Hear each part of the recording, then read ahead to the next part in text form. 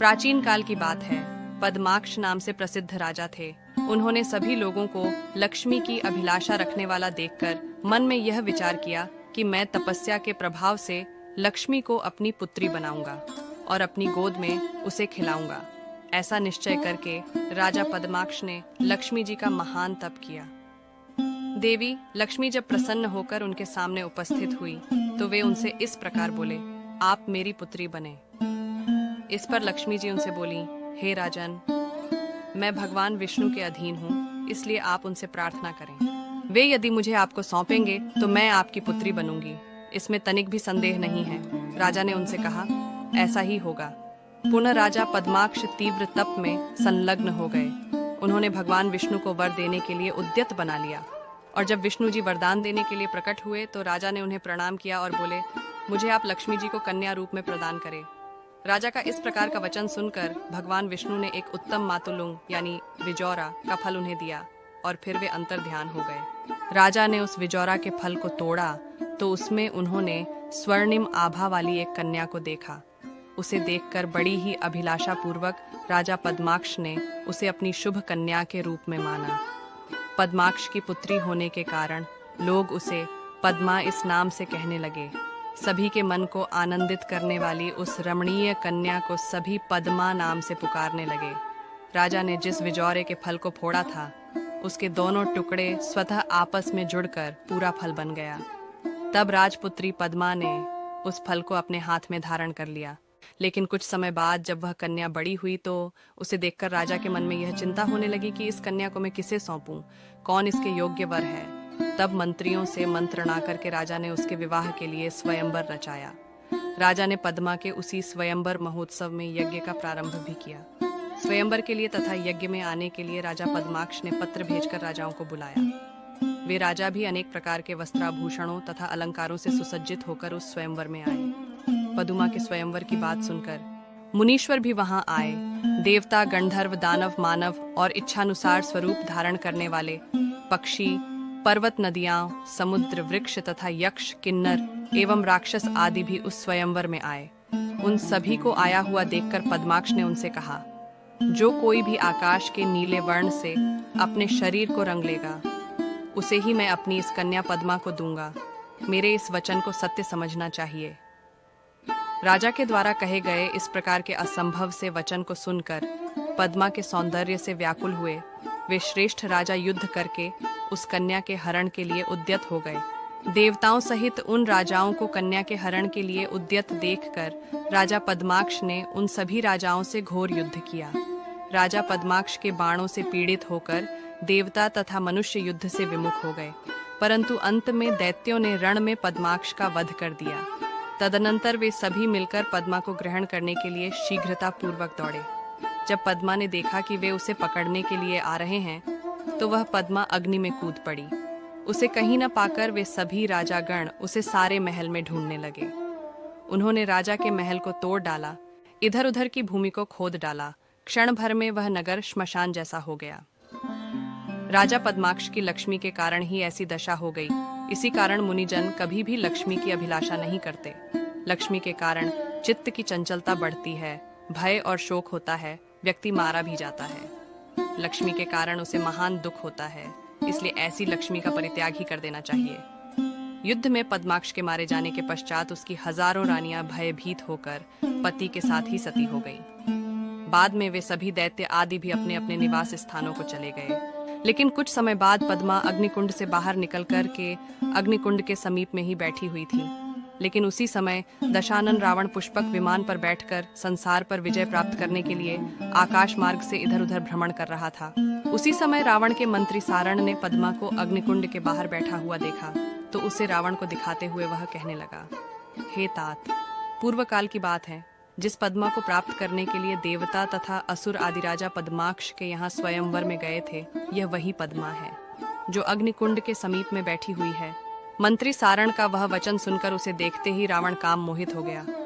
वह उसे पकड़ने के लिए शीघ्र ही पुष्पक विमान से कूद पड़ा। यह देखकर पद्मा पुनः अग्नि में प्रविष्ट हो गई। उसको अग्नि में प्रविष्ट हुआ देखकर और उस स्थान को देखकर दर्शानन बोल पड़ा, हे पद्मे, तुमने पहले भी अग्नि में प्रवेश कर देवताओं तथा राजाओं आदि को बड़ा ही कष्ट पहुंचाया है। हे मनोरमे, आज मैंने तुम्हारा निवास स्थान देख लिया है। हे पद्मे, तुम्हें पकड़ने के लिए आज मैं इस अग्निकुंड को छान डालूंगा। ऐसा कहकर दशानन रावण ने जल से भरे घड़ों से उस अग्निकुंड को बुझा दिया। तब उसे राख में 5 दिव्य रत्न दिखाई पड़े। उन रत्नों को पकड़कर और एक पेटी में बंद कर रावण विमान के द्वारा अपनी लंकापुरी को चल पड़ा। रावण ने भवन में आकर उस पेटी को देवगृह में रख दिया और रात्रि में एकांत में स्थित आसन पर बैठी हुई मंदोदरी से कहने लगा, हे मंदोदरी, तुम्हारे लिए मैं बड़े ही परिश्रम से दिव्य रत्नों को लाया हूं, जिन्हें देखकर तुम्हें प्रसन्नता होगी। वे रत्न मैंने एक पेटी में देवालय में रखे हैं। जाओ, उन्हें ग्रहण कर लो। रावण का पेटी को देखकर उसे पति के समीप ले जाने के लिए वह उसे उठाने लगी, किंतु वह पेटी जमीन से हिल तक न सकी। मंदोदरी अत्यंत लज्जित हो गई तथा रावण के पास लौट आई और पूरी बात उसे बता दी। मंदोदरी का यह वचन सुनकर रावण हंसने लगा और स्वयं उसे लाने के लिए वहां गया। वह पेटी को उठाने लगा, किंतु वह पेटी नहीं हिली। तब रावण ने अपनी 20 भुजाओं उसे उठाना चाहा, लेकिन वह तनिक भी नहीं हिली। तब आश्चर्यचकित हुआ रावण भयभीत हो उठा। तदनंतर रावण ने उस पेटी को खोला तो उसने पेटी के अंदर एक कन्या को देखा, जो सूर्य के समान प्रभा से प्रकाशमान थी। उस तेज को देखकर राक्षसों की आंखें चौंधिया उठी। उस मनोहर कन्या को देखने के लिए रावण के बंधु बांधव तथा पुत्र आदि वहां आ पहुंचे।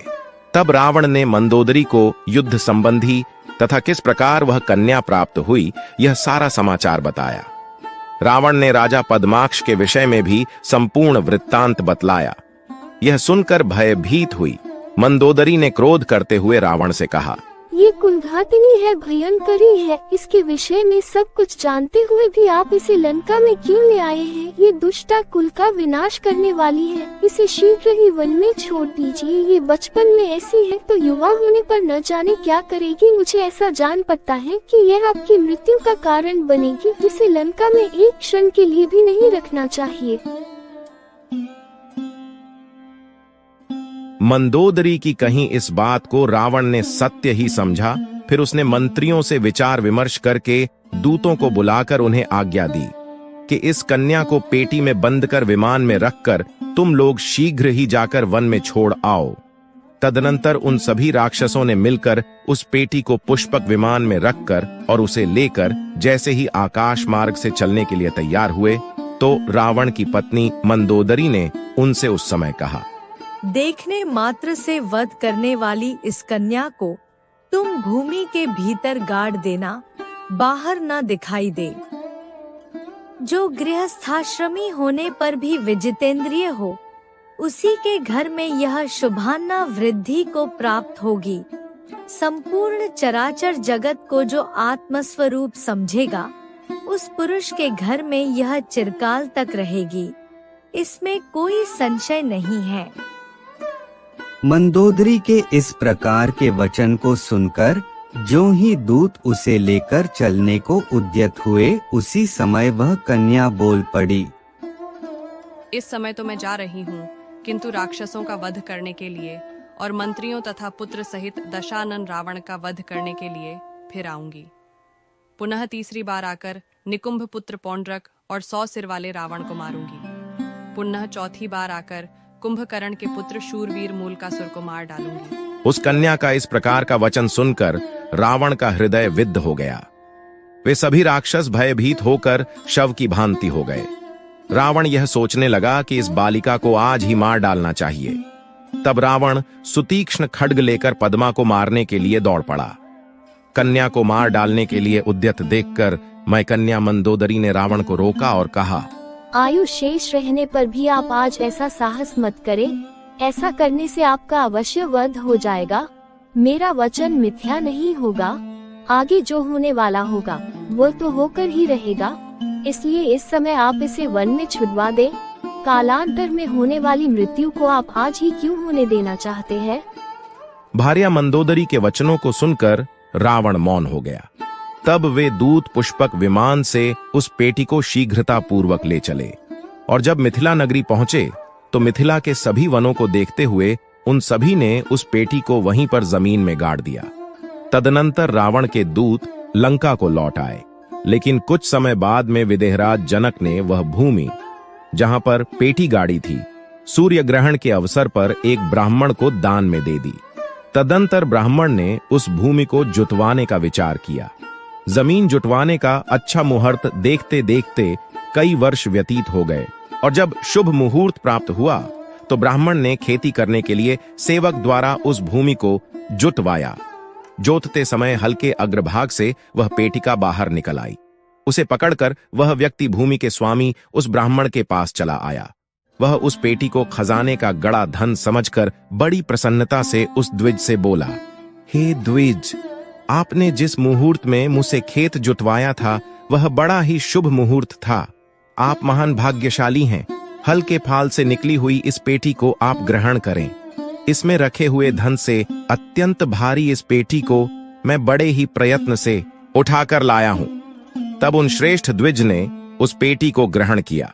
वे उस पेटी को लेकर राजा जनक के दरबार में गए और पेटी को प्रसन्नतापूर्वक उन्हें दे दिया, और पेटी प्राप्त होने का सारा समाचार भी उन्हें बता दिया। यह सुनकर राजा जनक ने बड़े ही आदर भाव से उनसे कहा, हे ब्राह्मण, वह भूमि मैंने आपको दान में दे दी है। यह पेटी उसी भूमि से प्राप्त हुई है, इसलिए यह पेटी भी आपकी ही है। विदेहराज जनक जी के वचनों को सुनकर वे ब्राह्मण फिर बोले, हे राजन, अपने पूर्व में मुझे केवल भूमि ही दान में दी है। इस धन से परिपूर्ण पेटी को तो आपने मुझे नहीं दिया था। भूमि के अंदर जो गड़ा धन रहता है वह राजा का ही होता है, इसमें कोई संशय नहीं है। मुझे अधर्म स्पर्श न करे, इसलिए इस पेटी को आप ही ग्रहण करें। इस प्रकार राजा का उस ब्राह्मण के साथ अत्यधिक विवाद होने लगा। तब सभा में उपस्थित सभासदों ने राजा से कहा, हे राजन, विवाद करने की आवश्यकता नहीं है। पहले इस पेटी को खोलकर तो देखिए कि इसमें क्या है। तब उन श्रेष्ठ राजा ने दूतों के द्वारा उस पेटी को खुलवाया। उस पेटी के अंदर एक कन्या को देखकर राजा अत्यंत विस्मित हो उठे। तदनंतर वे ब्राह्मण अपने घर को चले गए और राजा उसे अपने भवन में ले जाकर उसका पालन पोषण करने लगे। उस समय आकाश में देवता बाजे बजाने लगे। राजा तथा उस कन्या के ऊपर पुष्पों की वर्षा होने लगी। गंधर्व गीत गाने लगे, अप्सराएं नृत्य करने लगीं। राजा जनक उसे अपनी कन्या समझकर बहुत ही आनंदित हुए। तब उन्होंने ब्राह्मणों द्वारा उसका जात कर्म संस्कार करवाया और ब्राह्मणों को अनेक प्रकार के दान दिए। मातुलुंग यानी नींबू फल से प्रकट होने के कारण वह कन्या मातुलुंगी इस नाम से प्रसिद्ध हुई। अग्नि में निवास करने के कारण, अग्निगर्भा और रत्नों में निवास करने के कारण संसार में रत्नावली यह नाम पड़ गया। चूंकि वे धरणी से उत्पन्न हुई थीं, इसलिए धरणिजा भी उनका नाम हुआ। राजा जनक द्वारा पालित होने से जानकी नाम हुआ। हल्के फाल सिर से निकलने के कारण वह सीता नाम से जानी जाने लगी, और पूर्व में राजा पद्माक्ष की कन्या थीं, इसलिए पद्मा कहलाईं। इस प्रकार से माता सीता के अनंत नाम हैं।